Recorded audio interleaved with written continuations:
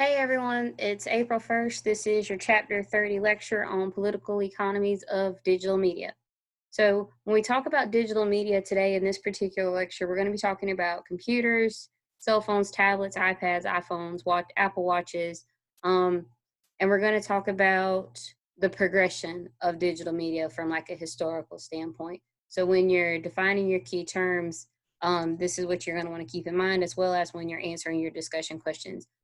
Digital media is going to cover the actual like physical items that we consider to be housing points of digital media and access points for digital media, but we're also going to talk about digital media text, so the articles that you find on the internet. So your key terms: digital media, user, internet, consumers, representation, digital divide, demographics, and cookies.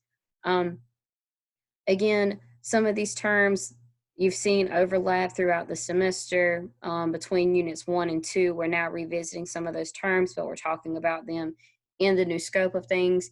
Keep in mind our focus for unit 3 is production and structure. So we're talking about the behind the scenes look, producing media text, and specifically today, producing media text through digital media platforms. So when you're defining your terms, make sure that you are thinking in the scope of digital media and digital media text and how they are produced. So when you move over to your discussion questions, you've got two. The first one: what issues surrounding privacy might be raised by targeted advertising? And then question 2: why do you think this model has been so successful for online media? Um, the model they are referring to is the targeted advertising model. I'll go back and add that to this slide and add that to the wording. So this is going to be one of those chapters. If you haven't read it already, you probably want to read it before I do the lecture, before you listen to the rest of this lecture today. So now's a good time to pause if you haven't read the chapter. If you want to go ahead and listen to the lecture, by all means, just go back and read the chapter. There are going to be things in this chapter that I'm not going to explicitly spend a lot of time covering. So if you don't read the chapter, you may end up feeling a little lost. So chapter 30 notes. We started with talking about political economy in the past couple days. And political economy, again, was the study and approach to analyzing and researching production, consumption, and distribution amongst media and media text. So from a behind the scenes angle, who's producing the media, for what purposes are they producing the media, and how? We're talking funding here. We're talking physical commodities and items that they're using in production to create their media messages, all of those things. So when we went into further into political economies and we were looking at production, since political economies as an idea started in the 60s and 70s, we've had a lot of advancements as far as technology and digital devices. So digital media came up. Um, Again, you've seen a starting point of the Marxist theory when they were talking about digital media and the political economy of digital media, just because the Marxist theory was central to a lot of our approaches to understanding media and society and how those two items work together. So, in the beginning, with this Marxist approach and studying digital media in the political economy, what's the first thing we had to look at? It was production. Where was digital media coming from? And they led us to the answer of computers. And then there was the distribution of computers. How common were they in each household when they first started versus basically everybody's got a mini computer in their hand or in their pocket right now in their cell phone. So focusing on the distribution of computers, computers were merely just the mode of access for digital media text. This is where if you had a computer, you could access digital media, but the computer itself wasn't a piece of digital media, at least not in this particular example and situation. The media texts that were on the computer were, however, being deemed as mass media because that's who had access to the information, the masses. Um, and so the information on the mass media, the information from the computer, when we deemed it mass media and mass communication, the mass communication we were referring to was a one-to-many communication. One way, meaning that only those in broadcasting who were actually producing the media that was being put on the computer were in control. They were your broadcasters, they were your producers, they were the production side. And everybody else was on the distribution and consumption side of that digital media. The internet, however, made its way in, and this was a new wave in production models of media.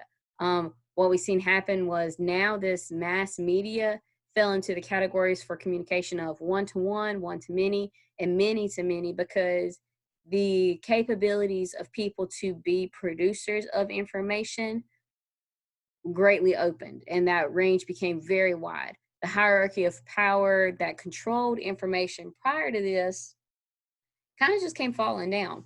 Um, for example, Wikipedia and the number of people who can edit Wikipedia, or just in general, every other person now currently has a blog, a YouTube channel, or some kind of digital media platform that they use, and they put out information, whether that information be legitimate or just information about themselves.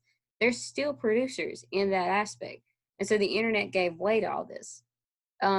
Because of this, the internet disproved the claims of Birch, Eisenberger, and even Urbanus about the public sphere and the access of media producers, consumers, things of that nature. However, unfortunately, mass media representation still only showed the people of power. So even though we have multiple people now capable of producing media, who do we go to as far as being a source of media? We don't go to the common everyday person who has a blog or a YouTube channel. We're still looking at those higher powers, those people of money, economic and political status who produce information. That's where we go and get our information from. The contemporary media technologies have increased participation of society in media, but this great digital divide still exists. Now, the digital divide occurs in a couple of different ways.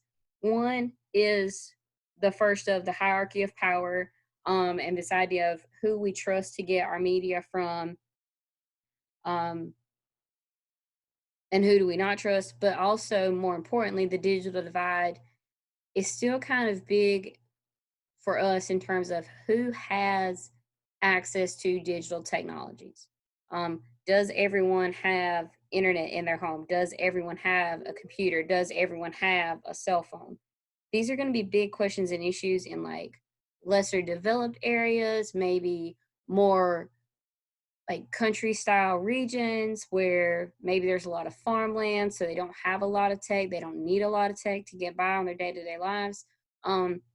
This margin of digital divide's closing, but I think it's still great enough now where it has a significant impact. This is one of the things we're seeing now, especially with the way things are going, with all of the schools being closed and trying to get access and educational materials to students, is this digital divide is still posing a bit of a problem for us. So Espen Arthus said that it was dangerous to consider that new technologies will lead to greater democracies because of the digital divide, but also because digital media platforms are still largely owned and operated by political and economic powers. So while the digital divide exists and it keeps certain people from having access to digital information, that digital information that is available, is it completely unbiased? According to Arthus, no. And it's dangerous for us to think that all information out there on the internet is free of bias, free of judgment, and just open and honest.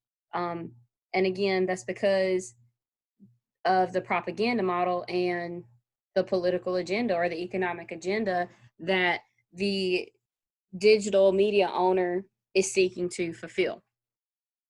So, few different things to consider there. However, comparing from where digital media started at and the beginning of when advertisers bought the audience commodity to looking at it now, a lot has changed. So in the realm of digital media and in the realm of different websites, different platforms, different companies being privately owned and operated, you've still got this audience commodity that is being purchased by your advertisers, by your companies. And while that's changed a little bit. The overall purpose is still the same. The overall goal is still the same. Advertisers and companies need an audience commodity to purchase. However, now they are way more efficient at doing it. This goes to, we've talked about this before in class earlier this semester. When you Google something on your phone or you use a particular hashtag in a social media post, all of a sudden you start seeing advertisements, maybe you start seeing more posts related to that particular thing. And that's because of private domain information. This is where we get into our privacy question. Advertisers can pay and purchase to have access to public and private domain information. So when you fill out your little biography section on Instagram or Twitter, whatever handles and whatever tags, hashtags, whatever you use, that's public domain information. Because it's in your About Me section. That's information they collect. That's data that they use. And then the private domain information, your IP address, things about your location. Those of you who keep your location settings turned on. Maybe it's a safety feature between you and your parents, but also your phone company has that. And that could be private information that somebody else is getting their hands on. And that's the kind of information advertisers use to do what we call targeted advertising. And this targeted advertising, like I said, makes it way more efficient for companies and producers and production people to get to their consumer audience, their audience commodity. So political economy studies show that while digital media has been around, there's been an increase in these audience commodities because of the increase of digital media that's happened in the past 20, 30 years.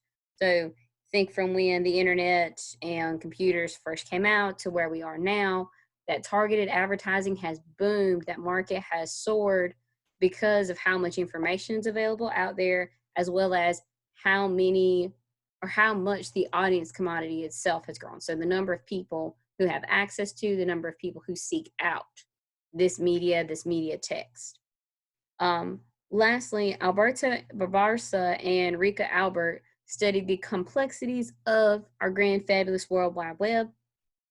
And they found out that much like other areas in society, popular things stay popular and continue to be more popular, whereas lesser popular ideas and items stay less popular. And this is again going back to our digital divide, going back to mass media representation. It's because there is still a presence of economically and politically privileged people who are behind the scenes in production, kind of controlling things.